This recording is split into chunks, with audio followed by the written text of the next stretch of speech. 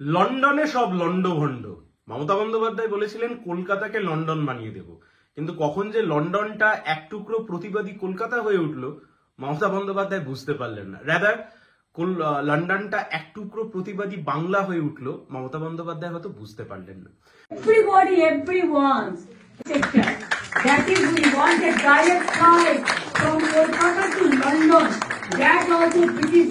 Thank you so much. Because of you, thank you so much. You are welcoming me. Thank you so much. I'll give a sweet to you. Good sweet to you. I'm so happy that you welcome me. Thank you so much. You go to Kilauea and give sweet words. I can't hear. Speak more loudly. You are sorry. You know the case is sub judice.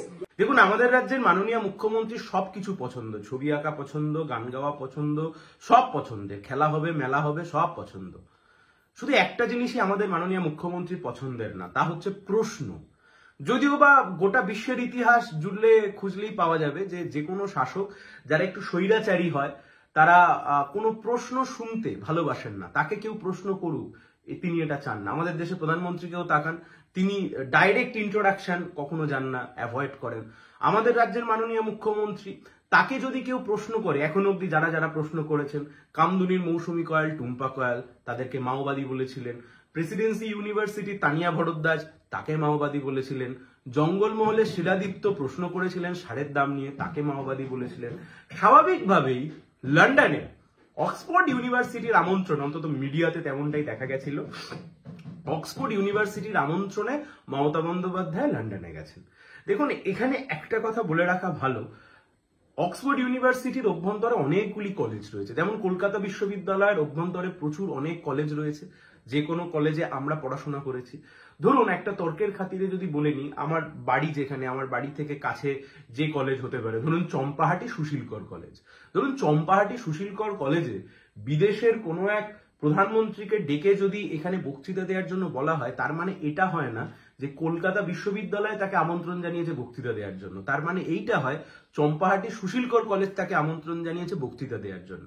ঠিক তেমন ভাবেই মমতা বন্দ্যোপাধ্যায়কে Oxford বিশ্ববিদ্যালয়ে আমন্ত্রণ জানাননি, মমতা বন্দ্যোপাধ্যায়কে আমন্ত্রণ জানিয়েছেন অক্সফোর্ড বিশ্ববিদ্যালয়ের একটি কলেজ।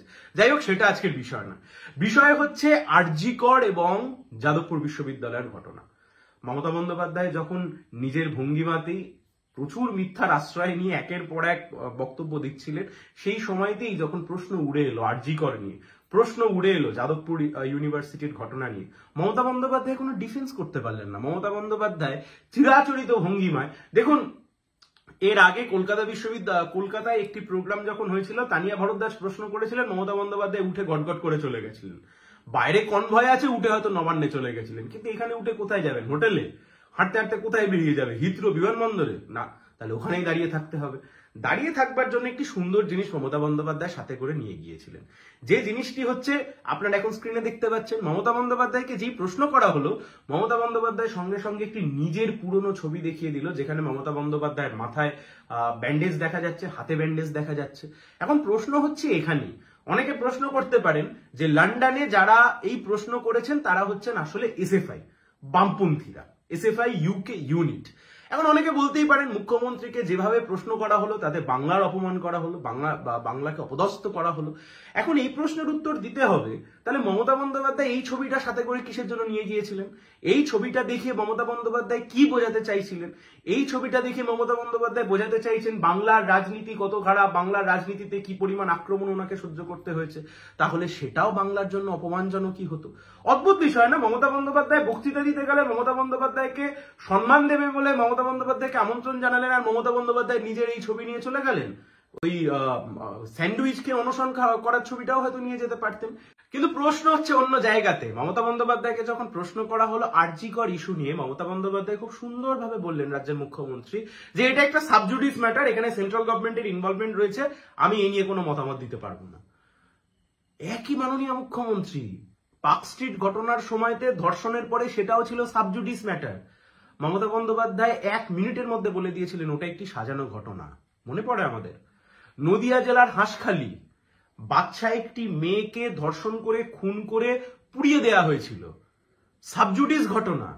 মমতা বন্দ্যোপাধ্যায় বলেছিলেন যে বাচ্চা মেয়েটির একটি অ্যাফেয়ার ছিল, এরকম তালিকা তুলে দিতে পারি এক্ষুনি। সবকটা সাবজুডিস ঘটনা ছিল, তাও মমতা বন্দ্যোপাধ্যায় বলেছিলেন সাজানো ঘটনা। এখানে আর সাজানো বলতে পারছেন না, তার কারণ নিজে স্বাস্থ্যমন্ত্রী, সে নিজে মুখ্যমন্ত্রী, নিজে পুলিশ মন্ত্রী, 3টে দপ্তরের মন্ত্রী, হাসপাতালের মধ্যে একজন ডাক্তারকে তাকে ধর্ষণ করে নৃশংসভাবে খুন করা হয়েছে। তৃণমূলের তৎপরতায় সেই দেহ তুলে নিয়ে গিয়ে বার্নিং ঘাটে পোড়ানো হয়েছিল। ধর্ষণ, খুন, এখনো অব্দি প্রাইমারিলি যার বিরুদ্ধে খুঁজে পাওয়া গেছে সঞ্জয় রায়, সে আবার সরকারের সিভিক পুলিশ, মানে সিভিক ভলেন্টিয়ার। ফলে উনি এড়াতে পাচ্ছেন না, গোটা বিষয়টার প্রশ্ন ওনাকে ফেস করতে হবে। তাই জন্য সঙ্গে সঙ্গে বেরিয়ে এলো একটি ছবি। বিশ্বাস করুন, রাজ্যের মাথাটা হেঁট হয়ে যাচ্ছে।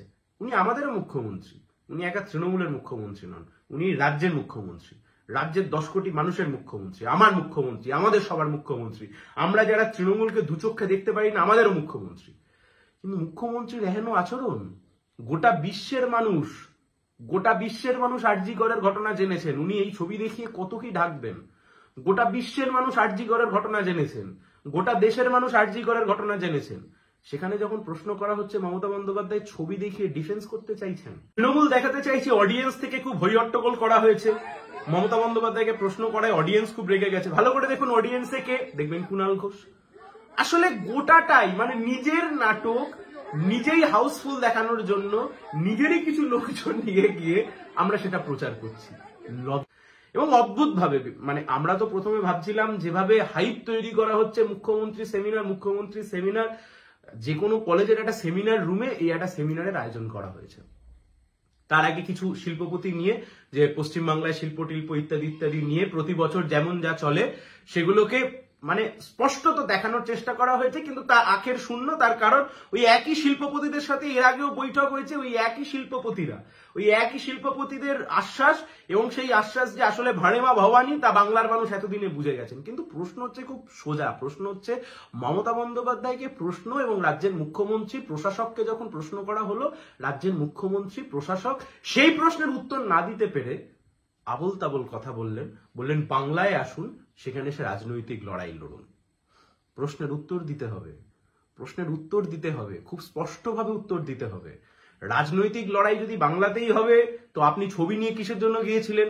আপনি রাজনীতি করতে গিয়েছিলেন। তাহলে রাজনীতি যদি যান, একপাক্ষিক রাজনীতি তো হয় না, সেখানে দ্বিপাক্ষিক রাজনীতি হয়।